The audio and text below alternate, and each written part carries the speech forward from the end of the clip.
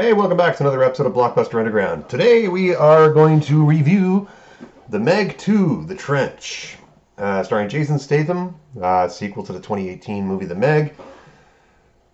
I don't know what it is with shark movies, guys. Shark movies for me are a guilty pleasure. I saw Jaws when I was 5 years old. Scared the living shit out of me. I still won't swim in the ocean because of that film. I've seen basically every movie that's come out that's shark related. Sharknado, Deep Blue Sea, Open Water, The Shallows, Shark Night, you name it. I've probably seen it. Like I said, it's a guilty pleasure film. A lot of times they're just super stupid and, they are what they are. This movie, it's based on a series of novels by the author Steve Alten, who the books are actually really good.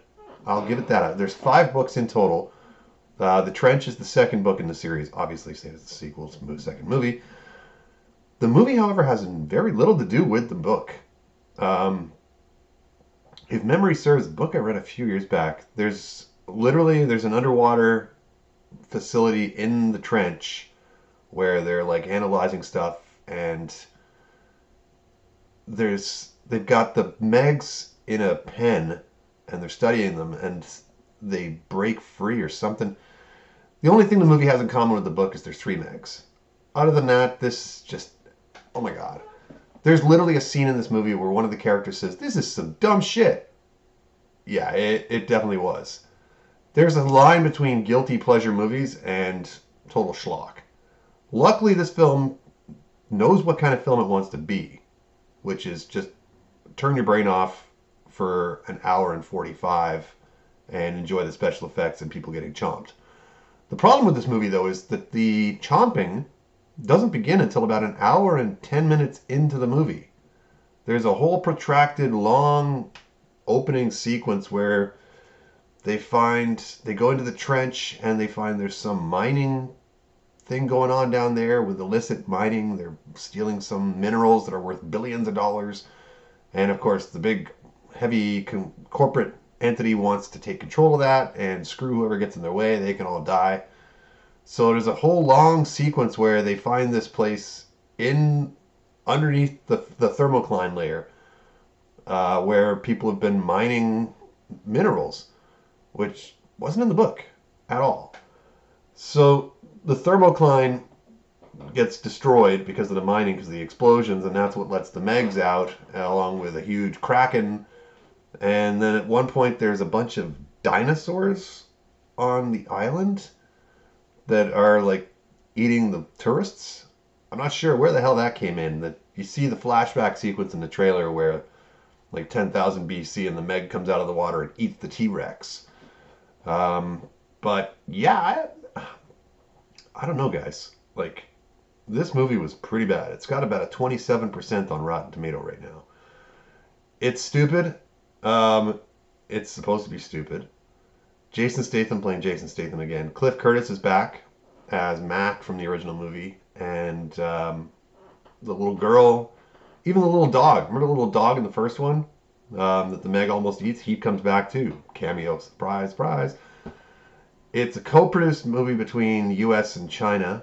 So they're hoping that there's going to be some pretty big money coming in from overseas. There was actually, hang on a second, where's IMDb? One of the guys in the movie is apparently a huge, is a huge star in China. I'm just going to look up his name here quickly. Writers, Jing Wu. I'd never seen him before. He was really good. He was the uncle of the little girl. Basically, he's the one character who you think is going to die over and over and over again and somehow still manages to survive. Yeah, actor, producer, director, born in Beijing, 74. Wandering Earth, Wolf Warrior 2, Battle at Lake Changjin. Man, he's got a lot of credits to his name. But yeah, he was a fun character. Statham being Statham, I mean, there's one part where he's chasing after the Megs on a jet ski with like an exploding harpoon. I don't know. It's like I said, if you like movies like this, you're gonna like it. Would it be a full price ticket to the theater to see this? Probably not. Is this going to probably be on Blu-ray in about a month? Probably. But I mean, if you like stupid shark flicks, you could do worse. I mean, there's not a lot out this summer that's been very good. Barbie was decent, even though it felt like some of the themes were getting hammered over your head with a sledgehammer. Oppenheimer, really great. Very, very slow burn of a movie, though. Other than that, I mean, I was let down by Indy. See my review. Let down by Flash. See my review. And Spider-Verse, pretty much. Spider-Verse Transformers was watchable, but it's been a kind of a meh summer. So yeah, I don't know. If you like these movies, I mean, they're no more stupid than the Fast and the Furious movies at this point. So if you like films like this, it's worth checking out. Would I wait for probably video on demand or like Blu-ray in the $5 bin? Probably. I'm just hoping if they keep doing these movies that they start actually referencing the novels, because the novels were actually pretty good. The I've read 4 of the 5 books. I still gotta finish Meg Generations. But like I said, the writing's really good. It's a popcorn kind of book to read. I blew through each one in about a week. So they're not like, we're not talking high literature here. Nor is the movie supposed to be high cinema. The film aims to be what it is, but I don't think it did the right job because there's too much filler. If you go into a movie about giant sharks, you want to see giant sharks eating people. That's the bottom line. And the fact that it was 70 minutes into an almost 2-hour runtime before the sharks start doing their thing, I felt a little cheated. And the side story that they had with the whole corporate greed and the whining and all that stuff was like, who fucking cares? They could have stuck to the books a lot more. In the books, the girl from the lady from the Chinese woman from the first one, and Taylor get married and they have a family, and their son David takes over running the facility, and the books are pretty good. I'll give it that. I think the third one was either Hell's Aquarium or Primal Waters. Meg 2 was Meg 2, Trench, Meg. Hell's Aquarium, Primal Waters, and then, like I said, Generations is the 5th book that was written in the series. If you get a chance to check them out, do so. You can usually find them on Google Play Books, probably for $3 or $4. But if you like novels about sharks, and these are really well done. Like there's the Meg 2 in the books, it becomes almost an ecological disaster because the Megs are basically swimming around eating everything in the ocean. Like whales are beaching themselves on purpose to avoid getting killed by the Megs. And it becomes almost like a natural disaster because the ocean life is just completely screwed. I wish they'd gone a little bit more along those lines with the movies. I get where they were going with this one. It is just stupid the whole way through. Some of the effects are pretty good once the Megs actually start doing their thing and eating everybody in sight. But I think the whole attempt at making this like a serious movie with like the whole storyline that opened the film didn't do it for me. But like I said, guilty pleasure movie.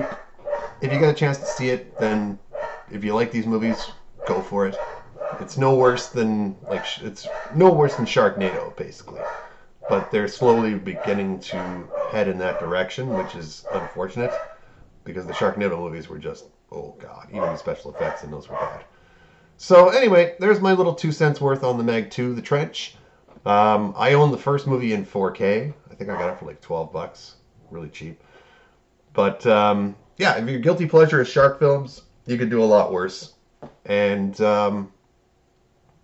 but I would definitely wait for a cheap Tuesday. If you got a pass to Cineplex or something like that, use those. Are they going to make the 3, 4, and 5? Probably not if this movie totally tanks. The first movie somehow made a profit. I think it made most of its movie overseas, hence the China-US release. They're trying to appeal to both markets. The Chinese actors in this movie are really good. Statham's okay. Cliff Curtis, I was a little let down with. He's usually a little bit more of a strong character. He was kind of almost like the goofy sidekick that kept having to be saved kind of thing in this one. But not the worst movie I've seen all summer. Not the best by any means. But yeah, if you like movies about sharks and giant sharks no less, check it out. You might get a good hoot, a laugh out of it. And yeah, in the meantime, I'm going to prep some more reviews to try to get up in the next couple days for Barbie and Oppenheimer. I did a Barbie review. I pulled it because I wanted to rethink the approach because I don't want to come across as being like a total masochistic prick when it comes to these movies, even though there were some things I really had issues with the film. Overall, I liked it. I'll give you that as a spoiler. But look for my review on that, and also probably Oppenheimer in the next day or so, and we'll keep motoring on from there. I'll see about maybe getting some new trailers popped up. If there's anything that came up recently, and in the meantime, like, subscribe, tell your friends, and we'll catch you on the next video.